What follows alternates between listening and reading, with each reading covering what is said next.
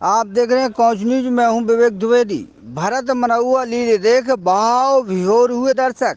Coach गल्ला व्यापारियों की संस्था धर्मदा लक्ष्मी सभा द्वारा संचालित रामलीला के 171वें महोत्सव में भरत मनौआ लीला का मनमोहक मंचन किया गया। राम के वनवास और दशरथ के प्राण त्यागने का कारक कैकेयी को मानकर भरत अपनी माता को तमाम खरी खोटी सुनाते हुए अयोध्या के सिंहासन पर बैठने से मना कर देते हैं और मंत्रिमंडल तथा प्रशासनों को लेकर वह राम को अयोध्या लौटने के लिए मनाने बन जाते हैं। राम भरत की विनय पर अयोध्या का राज तो स्वीकार कर लेते हैं, लेकिन पिता की आज्ञा अनुसार 14 वर्ष पूर्ण होने से पहले अयोध्या लौटने से मना कर देते हैं और तब तक राजपाठ संभालने की जिम्मेदारी भरत को निभाने का आदेश देकर अपनी पादुका राजचंद्र के रूप में भरत को प्रदान करते हैं। बुधवार की रात रामलीला रंगमंच पर भरत मनौआ लीला में प्रसंग दर्शाए गए। चित्रकूट जाते समय भरत भाई प्रेम में इतने खो जाते हैं कि वृक्षों और लताओं से रघुवर का पता पूछते हुए गाते हैं, बोलो हवाओं बोलो दिशाओं कहाँ गए मेरे राम प्यारे। सेना सहित वन में भरत को देखकर निषाद राजगृह गुहे को भ्रम हो जाता है कि वह अपना राज निसंकटक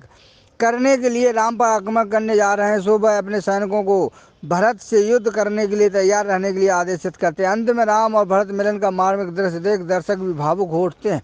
वशिष्ठ की भूमिका में विकास तिवारी, निषाद राज, गिरधर कौशल्या बने, सूरज शर्मा, केकेयी, अतुल चतुर्वेदी, सुमित्रा, राजू मिश्रा, सुनैना, कैलाश नगाज, इंद्र, नीरज अग्रवाल, सेनापति रुचिर, बृहस्पति के रूप में केशव अवेले आदि ने निभाई। वहीं पात्रों के श्रृंगार करने वालों में चंद्रशेखर तिवारी, सूरदीप सोनी रहे। इस अवसर पर रामलीला समिति अध्यक्ष सुशील पटेल, मंत्री राहुल तिवारी, अपना विभाग अध्यक्ष मोहनदास नगाज, मंत्री सूरदीप, नीरज दुबे, अमित नगाज, सोनू नगाज, अमन सक्सेना, संजय सिंघाल, प्रमोद सोनी, विजय अग्रवाल, मृदुल दादरे, निखिल सोनी, मोहन याज्ञिक सहित लोग मौजूद रहे।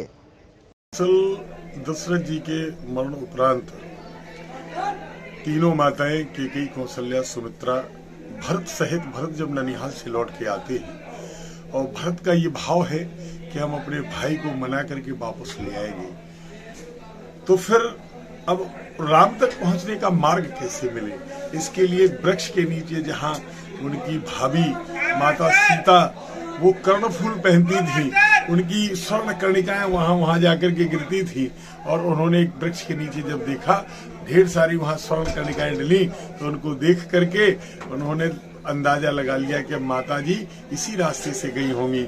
और फिर निषाद आदि के माध्यम से पहले तो युद्ध की योजना बनती कि भरत इनसे राम से लड़ने के लिए आ रहे हैं, लेकिन जब उनका भाव देख करके निषाद स्वयं नतमस्तक हो जाते हैं और उनको चित्रकूट में लेकर के जाते भगवान श्री राम, लक्ष्मण और जानकी जी सहित जहाँ पर निवास कर रहे हैं। और भरत उनसे कहते हैं कि हे प्रभु चले और आप अपना राज्य संभालें। उनके नहीं भरत, अब मैं चूंकि आ गया हूँ तो हमारा बहुत बड़ा एक उद्देश्य है, उसको लेकर के मैं इस पृथ्वी पे आया हूँ, उसको मैं पूरा करूंगा और उसके बाद जब मेरा उद्देश्य पूरा हो जाएगा तो मैं पुनः वापस आऊंगा। जब तक भरत तुम्हें ये राज्य संभालना है, तो भरत कहते नहीं भैया ये आप ही संभालेंगे।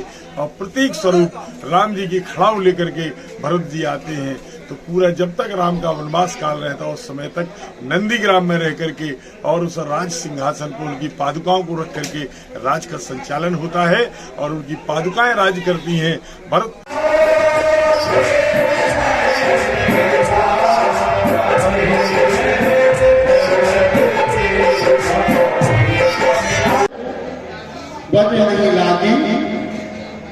तन करो हरो राम बड़े रागी है तो हमार सेवक सरकाई तो हर रीत मात को दुलाई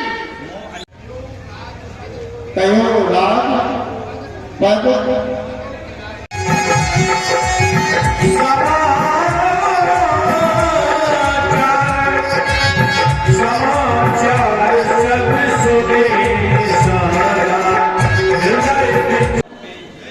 जो पे जिए न होत कुटलाई, तो कतली संकट काई।